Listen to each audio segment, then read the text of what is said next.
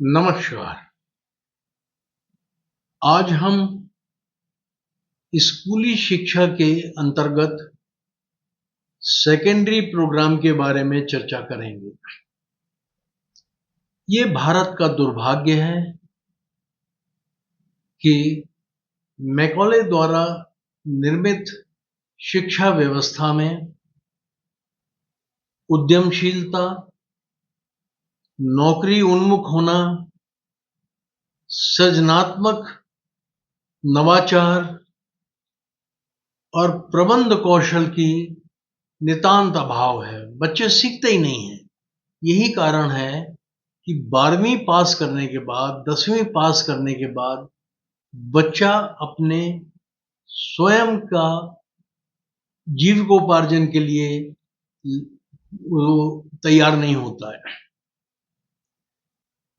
Programme objective इस चरण का है कि चॉइस बेस्ड लचीला सिस्टम बनाया जाए इन 4 सालों में, जिसमें अपने रुचि के विषय के जो सब्जेक्ट्स हैं वो बच्चे ले सकें। विस्तार से इसकी चर्चा हम आगे करेंगे। कोई रटंतर नहीं, विद्या नहीं होगी, no cramming. Project based, inquiry based learning होगी और सबसे बड़ी चीज है कि बच्चा स्वयं कैसे सीखे, ये सीखेगा। इस प्रोग्राम का focus artificial intelligence, design thinking, holistic health care, organic living, environmental education, global citizenship education पे रहेगा। एनसीईआरटी ने national curriculum framework for education NCFSE 2021 तैयार कर लिया है, जो विभिन्न क्षेत्रीय भाषाओं में भी जिन्हें उपलब्ध कराया जाएगा। पढ़ाई लिखाई एक्सपीरियंशियल लर्निंग के आधार पर होगी और उसमें फोकस स्किल डेवलपमेंट पे, नॉलेज इन्हेंसमेंट पे, खेल कूद आधारित एकीकृत शिक्षा पर, कला संस्कृत आधारित एकीकृत शिक्षा पर होगा, कि जिससे बच्चों में सृजनात्मकता और नवाचार की रुचि पैदा हो और वो क्रिटिकल थिंकिंग से परिचय प्राप्त कर सके।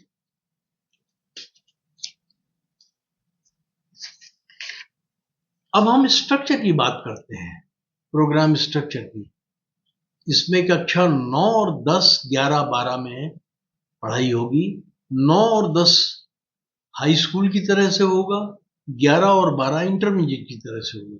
लेकिन अंतर ये होगा कि अब या तो ट्राइमेस्टर सिस्टम में या सेमेस्टर सिस्टम में इन्हें विभाजित किया जाएगा, जिससे कि 6 महीने या 4 महीने में पढ़ाई करिए और पास करके परीक्षा और दूसरे सेमेस्टर या ट्राइमेस्टर में चले जाइए।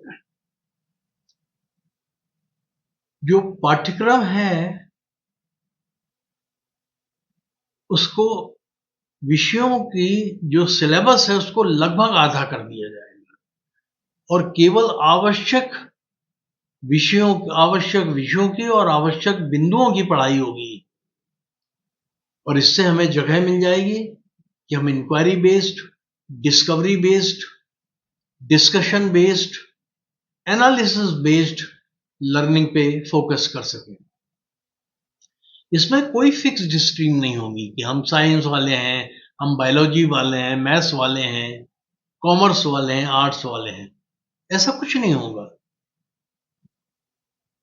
पूरा जो पाठ्यक्रम है वो फ्लेक्सिबल रहेगा, जिसे हम आगे चर्चा करेंगे। जैसा कि मैंने बताया कि खेलकूद और कला एवं संस्कृति से शिक्षा को एकीकृत किया जाएगा। एग्जामिनेशन सिस्टम और असेसमेंट सिस्टम हम चर्चा कर चुके हैं पहले। ये पूरी तरह से परिवर्तित किया जाएगा। और इसमें बच्चा स्वयं, सेल्फ असेसमेंट एक कंपोनेंट होगा, पीयर असेसमेंट दूसरा कंपोनेंट होगा, कंटिन्यूअस इवैल्यूएशन तीसरा कंपोनेंट होगा और टीचर असेसमेंट चौथा कंपोनेंट होगा। हम इसकी पिछले भाग में चर्चा कर चुके हैं। एक और महत्वपूर्ण बात है कि बच्चा 10वीं कक्षा के बाद अपनी पढ़ाई डिसकंटिन्यू कर सकता है, लेकिन स्कूली शिक्षा 11वीं और 12वीं तक उसको सिखाने के लिए open distance learning, online education के माध्यम से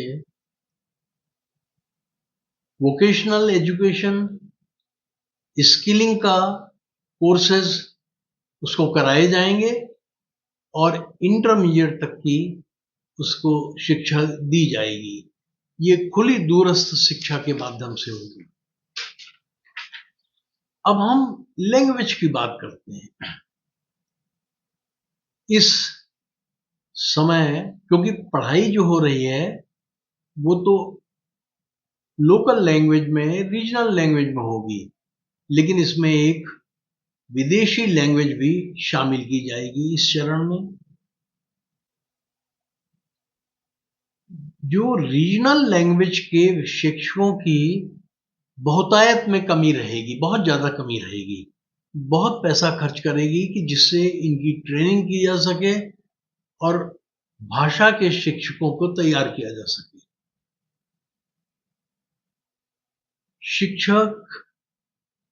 शिक्षा जो है वो 3 भाषाओं, 3 स्टेज में होगी, जिसको आजकल 3 लैंग्वेज फार्मूला कहते हैं, उसमें ही होगी। और क्षेत्रों और संघ की जो व्यवस्था है उसको ध्यान में रखते हुए इसका अंतिम रूप से इसका निर्माण किया जाएगा। एक इंपॉर्टेंट चीज है कि इसमें संस्कृत भी आवश्यक हो जाएगी और इसके लिए एक सरल मानक संस्कृत की व्यवस्था की गई है। स्कूली शिक्षा से ही संस्कृत में पाठ्यक्रम उपलब्ध कराया जाएगा। ये चल रहा है व्यवस्था। इसका कारण यह है कि mathematics, philosophy, grammar, music, politics, medicine, philosophy, metallurgy, drama, poetry, story telling वगैरह की जो किताबें मौजूद हैं, जो इसका अनंत भंडार मौजूद है संस्कृत में, वो लैटिन और ग्रीक में मिला करके भी नहीं है। इसलिए संस्कृत को अति आवश्यक मानते हुए इसका प्रवेश किया जाएगा। इस एपिसोड में आगे हम लचीली एजुकेशन व्यवस्था की चर्चा करेंगे। फ्लेक्सिबल एजुकेशन सिस्टम में छात्रों को ये छूट दी जाएगी कि कुछ विषय वे अपनी रुचि और भविष्य में क्या करना चाहते हैं इसके आधार पर चुन लें। विषय चुनने के लिए उनकी सहायता करने के लिए काउंसलर या शिक्षकों की व्यवस्था की जाएगी और इस फ्लेक्सिबिलिटी को हम गाइडेड फ्लेक्सिबिलिटी कहते हैं। बिल्कुल मनमर्जी से नहीं करेंगे, उनको प्रॉपर गाइडेंस प्रदान की जाएगी। Curricular, co-curricular, extra curricular, arts, humanities, science, vocational, academic subjects के बीच में कोई भेदभाव नहीं होगा। सभी विषय लगभग समान से माने जाएंगे। संभवतः विषय चुनने के लिए सब्जेक्ट्स की कुछ बास्केट बनाई जाएंगी।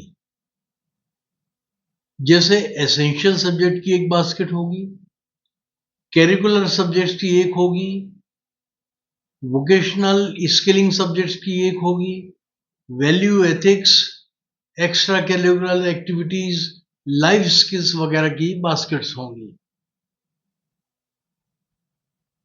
बच्चों में संस्कार डेवलप करने के लिए सब्जेक्ट्स की एक बास्केट रखी जाएगी। अब व्यवस्था वैसी ही होगी जैसे खाने में पंगत की व्यवस्था और बफे की व्यवस्था होती है। पंगत की व्यवस्था में हम बैठ जाते हैं और हमारी थाली में आवश्यक रूप से हमें चीजें दी जाती हैं, चाहे वो उसके विषय में रुचि हो चाहे ना हो। लेकिन बुफे सिस्टम में सारा खाना टेबल्स पर लगा हुआ होता है और हम अपनी रुचि और स्वास्थ्य के अनुसार हम व्यंजन चुन सकते हैं। इस प्रकार थाली में चुने गए व्यंजन रुचिकर होते हैं। तो बच्चों की रुचि और भविष्य के कैरियर इंटरेस्ट को ध्यान में रखते हुए उनको ये फ्लेक्सिबल सिस्टम की व्यवस्था की गई है। विस्तार में फ्लेक्सिबल सिस्टम हम लोग तब डिस्कस करेंगे जब मैं हायर एजुकेशन के ऊपर एपिसोड करूंगा, क्योंकि इसके लिए काफी समय लगेगा। अब हम बात करते हैं पेडागॉजी की।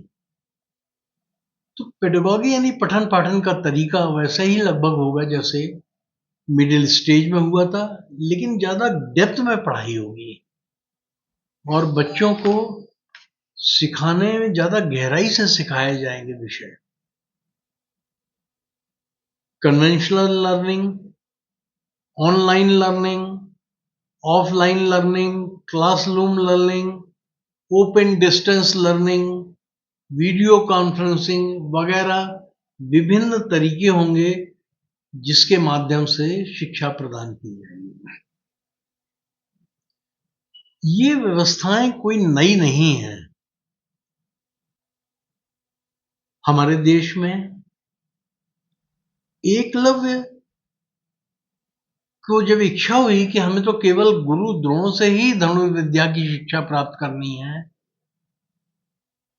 तो वो उसने उनके आश्रम में प्रवेश लेने के लिए प्रयास किया, परंतु विभिन्न कारणों से राजकुमारों के साथ एकलव्य को शिक्षा देने में गुरु द्रोण ने रुचि नहीं दिखाई।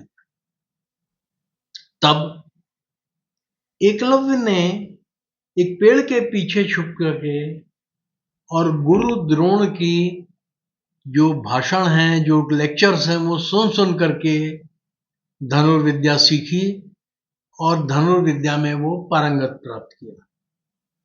संभवतः ये पहला ऑनलाइन लर्नर होगा हिस्ट्री में जिसके बारे में हमें जानकारी है। इसी प्रकार से राजा धृतराष्ट्र ने पूरे कुरुक्षेत्र में पूरे महाभारत की जानकारी अपने सारथी संजय के माध्यम से प्राप्त की, जिसमें हर समय क्या हो रहा है महाभारत में उस व्यवस्था के बारे में संजय ने महाराज धृतराष्ट्र को अवगत कराया। ये व्यवस्था क्या वीडियो कॉन्फ्रेंसिंग से मिलती जुलती नहीं है? तो इस प्रकार से एक इनोवेटिव व्यवस्था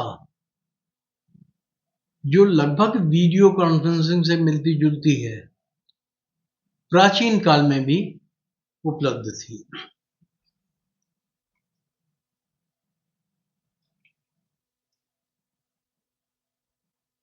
अब हम इस एपिसोड को यहीं समाप्त करने की अनुमति लेते हैं। अगले एपिसोड में डॉक्टर सहजवानी ऑर्डिनो एक्सपेरिमेंट्स के बारे में चर्चा करते हुए अगले एक्सपेरिमेंट को प्रस्तुत करेंगे। एपिसोड को देखने और सुनने के लिए धन्यवाद। जय हिंद।